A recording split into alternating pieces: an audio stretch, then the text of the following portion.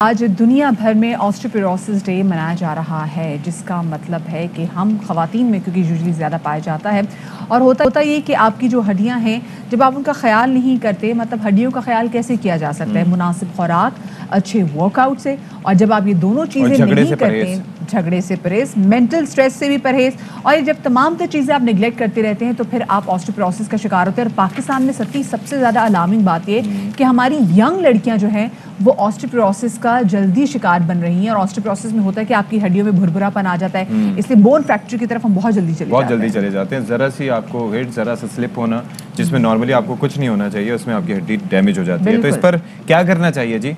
क्या हमें कैल्शियम फाँकना चाहिए, या फिर विटामिन सी यूज़ करना चाहिए, या विटामिन डी यूज़ करना चाहिए? क्या करना चाहिए? तो इस पर बात कर लेते हैं। हमारे साथ माहिर अमराज हड्डी और जोड़ नदीम आसिफ साहब मौजूद हैं। सर सही तारुफ कराया मैंने आपको। तो ये ज़रा बताइएगा कि ये मामला है क्या, कि ये जो ऑस्टियोपोरोसिस है, हड्डियों का भुरभुरा होना, कमज़ोर होना, और चलें ये ज़्यादा एज की ख़वातीन में तो अपनी जगह, लेकिन कम उम्र लड़कियों में ये क्यों होता है? हाँ, देखें, सबसे पहले ये हम असल टॉपिक पे आने से पहले मैं एक दो चीज़ें बड़ी जो मिसकंसेप्ट है हमारे माशरे में, उसको क्लियर करना बड़ा ज़रूरी समझता हूँ कि हर चीज़ में जो जब भी कोई बॉडी पेन के साथ हमारे पास पेशेंट आते हैं या आम आदमी जो फील करता है, वो सारा इल्ज़ाम बेचारी हड्डियों पर डाल देता है कि जी हड्डियाँ कमज़ोर हैं। आप 1 घंटे तक मोबाइल लेके बैठे हुए हैं, लैपटॉप पे 2-2 घंटे झुक के बैठे हुए काम कर रहे हैं, आपको बैक एक हो गया, शोल्डर पेन हो गया, तो आपने फ़ौरन कैल्शियम लेना शुरू कर दिया, विटामिन डी के इंजेक्शन लेना शुरू कर दिए। तो हर प्रॉब्लम जो है हड्डी की कमजोरी की वजह से नहीं होता है। पोस्चर के मसाइल होते हैं, पोस्चर के, जिसको हम मैकेनिकल लम्बैगो कहते हैं, कि मतलब आपकी बॉडी की मैकेनिक्स को आपने गलत तौर पे यूज़ किया हुआ है, गलत अननेसेसरी आपने प्रेशर शोल्डर मसल पे ज़्यादा डाल दिया है, बैक मसल पे बहुत देर आ जाता है। तो क्योंकि लोग ये चीज़ नहीं समझते कि हमारे सर का एक वजन है, और वो जब कनेक्ट कर रहा है हमारे शोल्डर्स थे, तो गर्दन में कोई हड्डी ऐसा नहीं है जो उसको सपोर्ट कर सके। एग्जैक्टली, और हमारी खोपड़ी का वजन भी बहुत ज़्यादा अच्छा खासा है। हाँ, जो मेरा समझ सकते हैं। तो ये चीज़ें जो है इसमें जो अननेसेसरी लोग कैल्शियम लेना शुरू कर देते हैं, इसलिए विटामिन डी लेना शुरू कर देते हैं, तो वो बहुत ही गलत प्रैक्टिस है, बहुत गलत प्रैक्टिस है। आप अननेसेसरी किडनी पे लोड डाल रहे हैं, आप कोई चीज़ बॉडी में ले रहे हैं तो उसको स्कीट आउट भी नहीं है, बॉडी से निकलना भी है, तो उसको ज़्यादा किडनी पे लोड पड़ रहा है, और फिर अपना आप कैल्शियम लेते चले जा रहे हैं, विटामिन डी आपका इतना कम है बॉडी में कि वो शौक है ना, लोगों को खुद भी तो शौक है, लोग डॉक्टर्स के पास जाते नहीं है, वो वहाँ से चेक करवाते नहीं कि हमारा विटामिन डी का क्या लेवल है, कोई टेस्ट नहीं करवाते, बस उनको हाँ ये पता होता है कि अच्छी बात है भाई, कैल्शियम तो वैसे भी अच्छी होती है ना, तो आप ज़्यादा से ज़्यादा ले लें। एग्जैक्टली ये हमारे बहुत से डॉक्टरों का बड़ा भी इसमें इल्ज़ाम लगाता है कि वो हर हमारे आज के, मैं खुद भी देखता हूँ कि जितने भी जनरल प्रैक्टिशनर आते हैं उनके प्रिस्क्रिप्शन पे 1 या 2 कैल्शियम हर एक को होती है।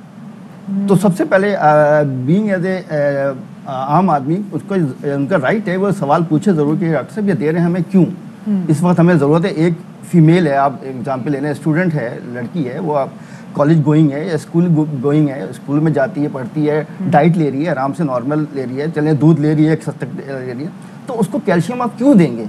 आप मतलब उसका रीज़न क्यों कैल्शियम दें? आपकी रिक्वायरमेंट वैसी पूरी हो रही है, आपको पता ही नहीं है, आप कैल्शियम देके बिला वजह किडनी पर लोड डालें, आपको हार्मोनल सिस्टम बॉडी का ख़राब कर रहे हैं, जिससे कल उसका वेट भी बढ़ सकता है, उसका ज़्यादा और प्रॉब्लम क्रिएट हो सकते हैं। तो इसी तरह हमारे विटामिन डी का रोल, जो मैंने बताया, विटामिन डी का रोल जो होता है वो होता है मतलब transposition of the calcium from the intestine to the bone.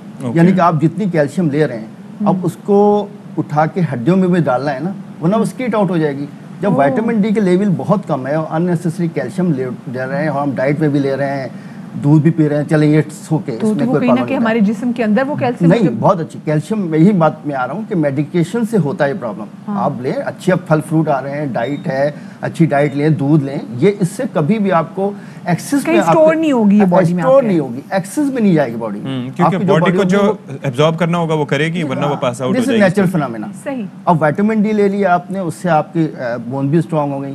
अब हड्डियों की यहाँ तक कमजोरी का जिक्र आता है, तो उसमें देखें, अगर हम डिवाइड करें 3 हिस्सों में, बच्चों को, जवानों को और बुढ़ापे में, तो एक तो ये ऑस्टियोपोरोसिस एक बिल्कुल एक स्पेसिफिक फॉर्म है जिसमें पोरस फॉर्मेशन हो जाती है हड्डियों की, समझे से बोले जाते हैं, लेकिन सख्ती हड्डियों की वैसी रहती है। लेकिन यंग एज में जो बच्चों में या वो होता है जिसको हम रिकेट्स या ऑस्टियोपोरोसिस भी कहते हैं, उसमें हड्डियाँ नरम हो जाती हैं, और वो चीज़ डायग्नोज भी इस वक्त होती है जब बच्चा चलना फिरना शुरू करता है, टांग पे वजन पड़ता है, हड्डियाँ नरम होती हैं, तो वो बोइंग टाइप की लैग हो जाते हैं, उससे पता चल जाता है।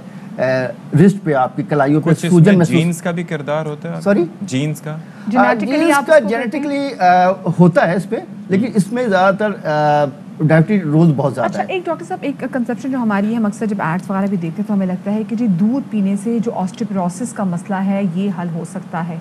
क्या ये बात सही है कि दूध से ही ऑस्टियोपोरोसिस का हल निकाला जा सकता है? क्योंकि जिन लड़कियों की बातें करें, इन लड़कियों ने घर भी चलाना है, इन्होंने कल कला माँ भी बनना है, तो अगर इतनी वीक बोन्स के साथ तो ये चीज़ें कुछ मुमकिन हो ही नहीं सकेंगी, तो क्या दूध he is the only solution? नहीं, देखिए एक तो मैं आपको बहुत ही इंटरेस्टिंग बात बताऊं कि कैल्शियम का बहुत बड़ा मेजर रोल नहीं है ऑस्टियोपोरोसिस में। अच्छा जी, ऑस्टियोपोरोसिस एक बिल्कुल अलग सी समझिए एंडोक्राइन डिस्टर्बेंस हो जाती है बॉडी में, उसकी वजह से ये पैदा होती है। ख़ास तौर पे हमारे माशरे में जो ऑस्टियोपोरोसिस फिजियोलॉजिकली ज़्यादा होती है वो एज ऑफ मेनोपाज में। अच्छा। जब बच्चे की उम्र ख़त्म हो जाती है, उस वक्त हमारे कुछ बॉडी में कुछ एंजाइम्स होते हैं जो हड्डी को प्रोटेक्ट कर रहे हैं, वो ख़त्म हो जाते हैं। तो वो स्पेसिफिक काज होती है ऑस्टियोपोरोसिस की। ठीक है, तो उसको ट्रीट कैसे उसके लिए स्पेसिफिक मेडिकेशन होती है। अच्छा। विद कैल्शियम भी देते हैं, इसके साथ विटामिन डी भी देते हैं, लेकिन इसके साथ कुछ और हार्मोनल दवाइयाँ भी हो जाती हैं।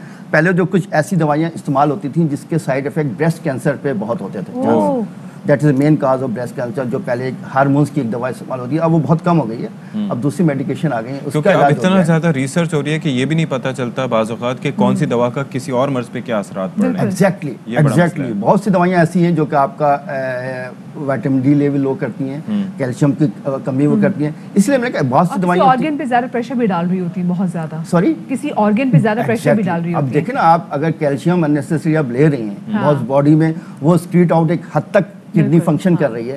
एक डायबिटिक पेशेंट है, उसकी आवासी कंप्रोमाइजिंग किडनी होती है, तब फंक्शन नहीं कर पाती हैं, या मैकेनिकली उसकी एक्टिविटी बहुत कम है। देखिए बॉडी की एक्टिविटी जितनी बॉडी में रहेगी ना उतनी किडनीज में अच्छा काम करेंगी। वक्त हमारे पास बहुत मुख्तसर है, हम ब्रेक में बात कर रहे थे डिसयूज ऑस्टियोपोरोसिस की, तो ये क्विकली बता दीजिए ये क्या है? देखिए डिसयूज ऑस्टियोपोरोसिस वही मैंने बताया ना कि कोई बहुत सी ऐसी बीमारियां होती हैं जिसपे मरीज जो है बेड रिडन हो जाता है, 3 महीने के लिए हो गए, लॉन्ग बोन फ्रैक्चर हो गया, उसका ऑपरेशन हुआ है, या कोई और ट्यूबरक्लोसिस वगैरह ऐसी इलनेस हो गई कि जिसमें मरीज वेट बेयरिंग नहीं कर रहा है, क्योंकि हड्डियों की सबसे अच्छी गज़ा है वो ब्रिस्क वॉक है फीमेल की। जितना चले फिरेंगे उतनी हड्डियां मजबूत होंगी। जब हड्डियों पे लोड ही नहीं पड़ रहा है तो वो उसकी अपनी डाइट्स वो कैसे लेंगे हड्डियां, तो हड्डियां कमज़ोर हो जाती हैं। तो ये बड़ा कॉमन फैक्टर यहाँ पे जिस ऑस्टियोपोरोसिस कि आपकी मोबिलिटी बहुत होनी चाहिए। इसलिए अंटिल अनलेस कोई कार्डियक प्रॉब्लम ना हो, आपको हार्ट का पेन वगैरह ना हो, तो आपको किसी बीमारी में जहां आप मूव कर सकें तो वो मोबिलाइजेशन जो है, ये कहते हैं हरकत में बरकत है, लगाने का है, तो वो जरूर करते हैं। आई एम श्योर हमारे बहुत सारे बड़े जो इस वक्त देख रहे हैं जो बेड रिडन भी हैं और जो चल सकते हैं, उनके बच्चों को चलाने की कोशिश भी करते हैं, प्लीज़ अपने बच्चे अच्छा कोऑपरेट करें और आप चलें, आप ही की सेहत के लिए अच्छा है। वरना डिसयूज ऑस्टियोपोरोसिस की मैंने पहले कभी टर्म नहीं सुनी थी, अब सुन ली भाई, बहुत ज़रूरी है वॉक करना। खड़े खड़े तो गाड़ियों को जंग लग जाता है, तो ज़ाहिर है कि इंसान तो इंसान। बिल्कुल सही बात की आपने। एक छोटी सी ब्रेक की तरफ हम जा रहे हैं और ब्रेक के बाद मिलते हैं।